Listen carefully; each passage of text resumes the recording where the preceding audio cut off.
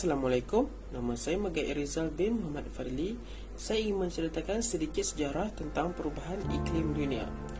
Suhu bumi telah meningkat 1 darjah Celsius dan kadarnya berbeza mengikut benua dan kawasan tertentu. Kajian mendapati kawasan Arktik lebih pantas menjadi panas berbanding kawasan lain. Perubahan iklim biasanya berlaku dalam tempoh 10,000 tahun, tetapi kini perubahan iklim berubah dalam tempoh 100 tahun sahaja. Jarak tersebut merupakan hanya 2 generasi. Suhu bumi meningkat sejak tahun-tahun 90-an. Kajian mendapati iklim panas melampau di Perancis, iklim lebih panas di rantau Siberia dan pencairan permafrost terutamanya di rantau Arktik. Permafrost ialah lapisan tanah yang kekal beku di rantau paling sejuk. Ahli sains meramalkan keseluruhan ais laut di Arktik akan cair pada musim panas 2060. Litupan ais Greenland dan Antartika Barat akan mencair serta paras laut juga akan meningkat.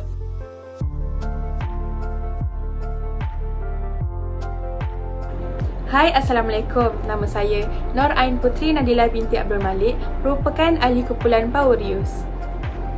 Apa yang dimaksudkan dengan perubahan iklim? Perubahan iklim merupakan sebuah fenomena, iaitu berlakunya perubahan pola keikliman yang berpengaruh terhadap perubahan pola cuaca dunia dalam jangka masa yang panjang. Iklim berkait rapat dengan keadaan suhu, kelembapan udara ataupun pola hujan yang rata-rata pada setiap musim dalam jangka tahunan atau bahkan puluhan tahun. Cuaca dan iklim bukan keadaan yang sama. Ia mempunyai perbezaan.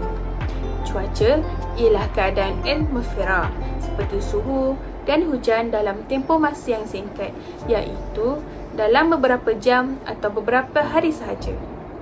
Kita mengalami cuaca sepanjang hari, manakala iklim pula adalah corak purata cuaca untuk tempat tertentu dalam jangka masa panjang sekurang-kurangnya 30 tahun. Dapat kita lihat bahawa perubahan iklim ini telah memberikan pelbagai kesan kepada bumi.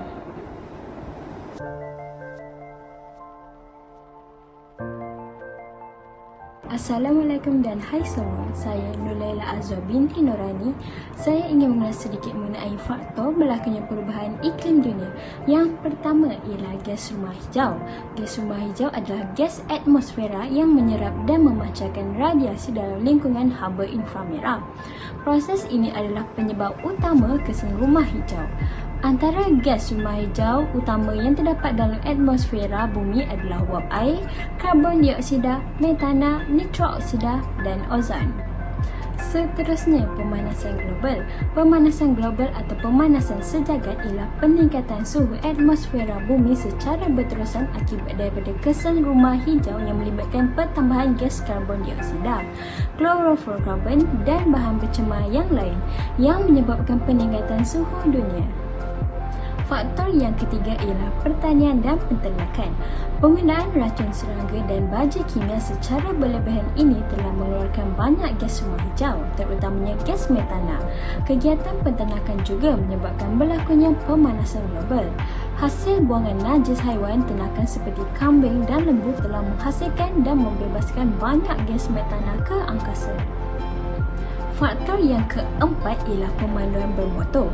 Penggunaan kenderaan yang menggunakan minyak sebagai bahan bakar utama bagi menggerakkan enjin kenderaan, khususnya minyak tanpa pelambung, telah banyak membebaskan gas karbon dioksida dan gas karbon monoksida. Kereta api steam yang menggunakan batu arang sebagai bahan bakar turut membebaskan gas pencemar ke atmosfera.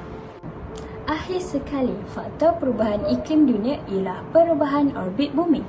Orbit bumi mengelilingi matahari ialah elips dan bukan bulatan. Kadang-kala ia hampir bulat dan menyebabkan bumi pada kira-kira jarak yang sama dari matahari semasa ia bergerak mengelilingi orbitnya. Pada masa lain, elips lebih menonjol sehingga bumi bergerak lebih dekat dan jauh dari matahari semasa ia mengorbit. Apabila bumi lebih dekat dengan matahari, iklim akan menjadi lebih panas.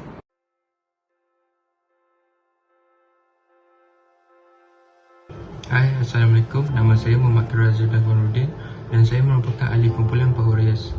Di sini saya ingin menerangkan statistik perubahan suhu global dari tahun 1850 hingga tahun 2020. Seperti yang kita dapat lihat, suhu dunia tidak menunjukkan sebarang peningkatan atau penurunan secara drastik sepanjang tempoh 50 tahun dari tahun 1850 sehingga tahun 1900.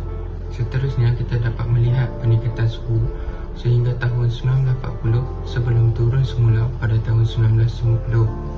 Akan tetapi, berlakunya peningkatan suhu yang drastik sepanjang tempoh 70 tahun, iaitu dari tahun 1950 hingga tahun 2020.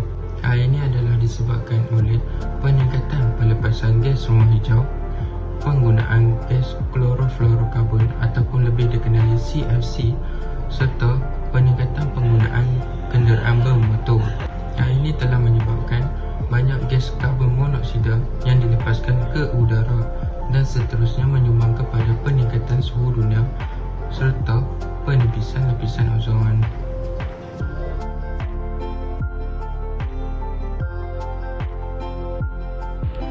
Hai, Assalamualaikum dan salam sejahtera. Saya Nur Azrin Sofia binti Muhammad Zainal Khobar daripada kumpulan Power Use. Pemanasan global telah memberi banyak kesan terhadap bumi kita.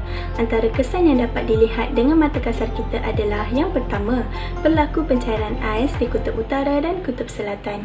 Terjadinya pencairan glasier dan letupan salji di kawasan pergunungan secara ekstrim akibat kenaikan suhu dunia. Hal ini juga akan sekaligus menyebabkan kenaikan paras air laut. Kesan yang kedua adalah terjadinya perubahan suhu yang berterusan. Ini akan menyumbang kepada kekurangan sumber bekalan makanan manusia kerana sumber pertanian berkurangan disebabkan tanah yang tandus akibat perubahan suhu yang terlalu drastik. Kesan yang seterusnya adalah pemanasan global mampu menyebabkan hidupan laut terancam. Hal ini kerana kandungan air yang berkurangan serta suhu air yang meningkat menyebabkan hidupan laut sukar untuk hidup. Kesan selanjutnya adalah ancaman penyakit terhadap manusia, seperti contohnya strok haba yang disebabkan oleh suhu yang tinggi dan panas terik boleh menyebabkan kegagalan organ badan manusia untuk berfungsi. Dan kesan yang terakhir pula adalah pemanasan global dalam tempoh yang lama mampu menyebabkan berlakunya pembakaran hutan secara besar-besaran. Sekiranya ia berterusan dan tidak terkawal, ini akan menyebabkan terjadinya fenomena jerebu akibat asap yang berlebihan.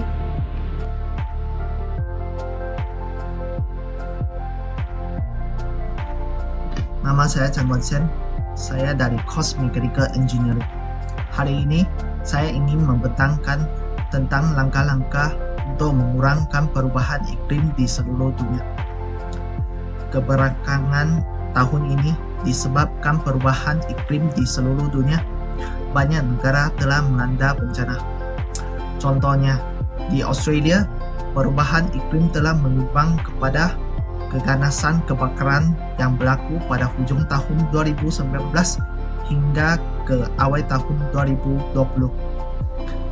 Kerana keadaan cuaca panas dan kering telah menyebabkan musim kebakaran negara ini menjadi lebih lama dan lebih berbahaya.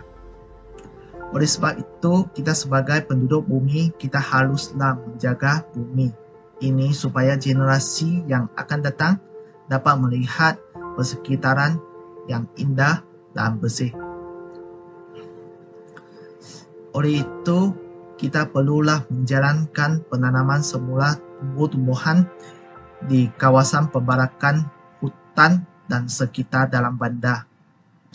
Selain itu, kita patutlah menerapkan konsep reuse, dan recycle kepada penduduk di kawasan perumahan dan pelajar di sekolah. Seterusnya, kita haruslah mengurangkan penggunaan kenderaan peribadi dengan berkongsi kenderaan lakan sekerja atau menaiki kenderaan awam yang telah disediakan seperti LRT dan MRT ke tempat kerja. Di samping itu, kita haruslah memberi pengetahuan tentang kesan dan perubahan iklim di dunia dalam sektor pendidikan supaya pelajar dapat mengetahui dan mengambil berat tentang hal-hal ini. Akhir sekali, kita hendaklah menggunakan sumber tenaga yang boleh diperbaharui seperti tenaga cahaya, air dan angin. Kita boleh menggunakan tenaga ini untuk menjanakan bekalan elektrik. Sekian, terima kasih.